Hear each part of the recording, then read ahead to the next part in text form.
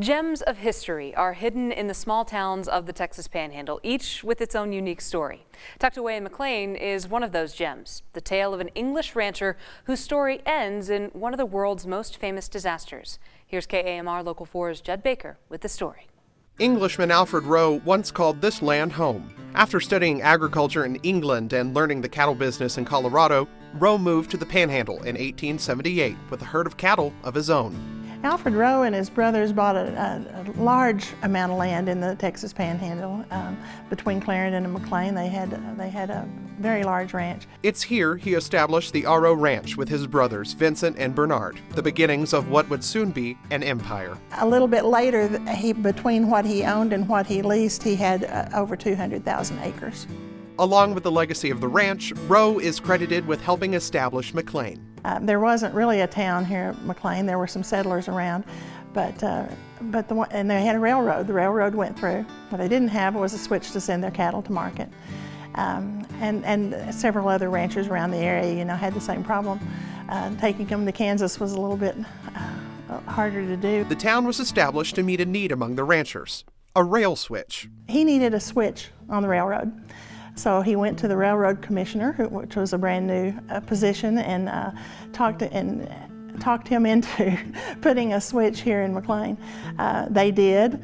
The town of McLean started growing up. Once the switch was in place, Rowe got to work plotting the town. Soon, McLean was booming. I have letters from that my great-grandmother wrote back to Missouri to her family telling that this little town is really on the move, and this is 1909, 1910. Businesses were popping up everywhere, and that wouldn't have happened if the railroad hadn't made a stop here. Which wouldn't have happened without Rowe. Known as eccentric, Evans says Rowe traveled often. They said that he would be out on the trail on horseback, and he with his black bag that he carried everywhere he went, and that they would go by a train depot, and he would just say, "See y'all later," and he'd just get on the train, and he might be gone 3 months, and then show back up here. The trademark black bag was almost as iconic as the man himself. Evans says her grandfather, who grew up in McLean, would always tell her stories about it.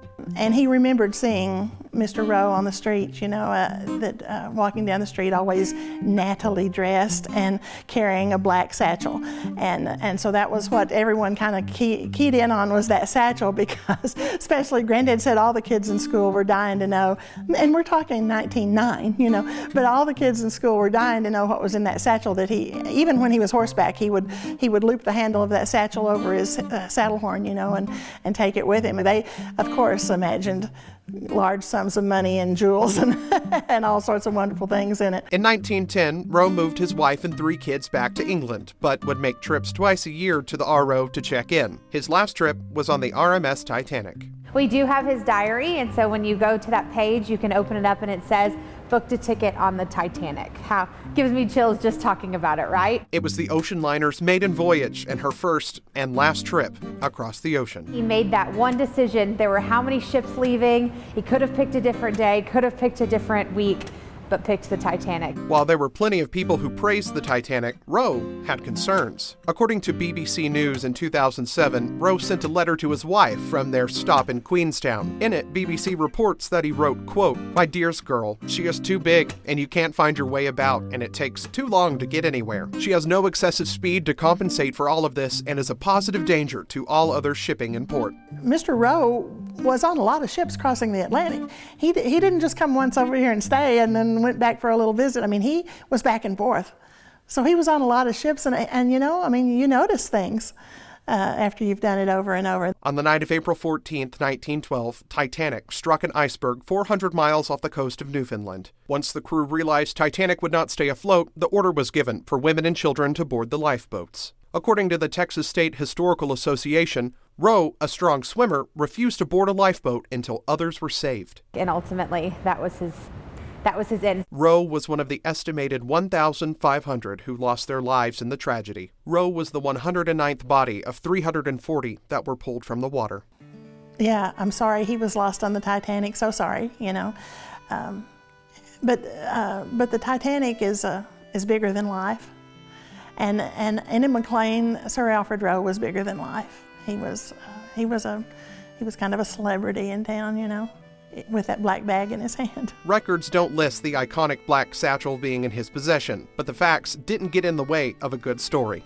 Of course, the word that went around town was they found his body on a glacier and the black satchel was frozen to his hand. However, Evan says she was looking through a book that shows artifacts they brought up from the wreck when she came across a photo, a black leather satchel containing cash and jewels. You might think there are 1,500 people on board that ship, that could be anybody's satchel, but that's not my story. My story is that satchel was his. I'm sticking to it. But it's certainly fun to think about. It is fun to think about, and I mean, it could be. You know, I mean, it could very well be, because most of the men that carried satchels, that's not what they had in it. You know, I mean, doctors carried black satchels, lawyers carried black satchels, they had papers in it, they had medical supplies, they didn't have large sums of money and jewels, so, you know, why not? You know, the historical fiction and the beautiful movies like to wrap it up in a nice bow, but unfortunately they couldn't do that at the time, and loved ones were left to wonder. It is neat that we can point to the fact that he was on that ship, and we know he didn't get off a lifeboat and he was not rescued. So unfortunately, that's probably all we're going to ever know about Alfred Rowe. What we know is the story of an eccentric visionary. That's really what we know of the end of his legacy of a pretty cool life, of a man who lived in, you know, two different worlds. Who saw the potential in a town. I'm grateful to him. I'm grateful to him that he started it out with a plan, and the plat of the town was his plan. He didn't just let it happen. You know, he made a plan, and a plan was for the citizens. It was not just for him. It was for everybody. And who saw history in the making. Judd Baker, KAMR Local 4 News.